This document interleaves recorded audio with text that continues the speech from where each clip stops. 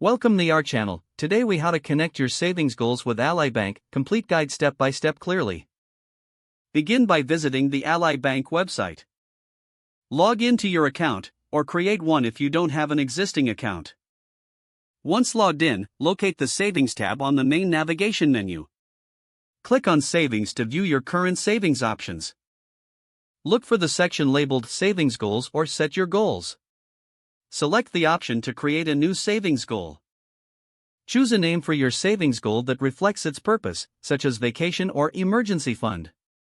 Decide on a target amount for your goal. Set a deadline for when you would like to achieve this goal. Review your options for automated transfers to help reach your savings target.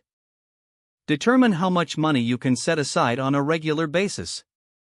Choose your transfer frequency daily, weekly, or monthly.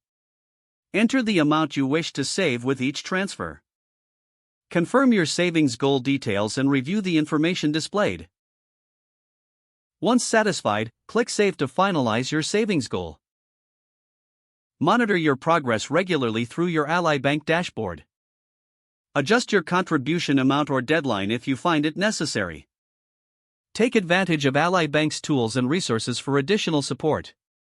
Celebrate milestones along the way to keep yourself motivated. When you reach your savings goal, enjoy the satisfaction of achieving your financial target. If the page does not load, refresh the browser or try again in a private or incognito window. Make sure you are using the correct email address, then retype it carefully to avoid small typos. If your password is not accepted, use the reset option and create a new strong password you can remember. Check your spam folder for verification or security emails, then complete any requested confirmation steps.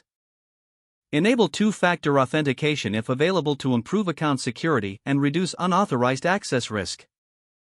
After signing in, review your profile details so your contact information and settings are accurate and current. If you see an error message, note it down and try again after restarting your device and internet connection.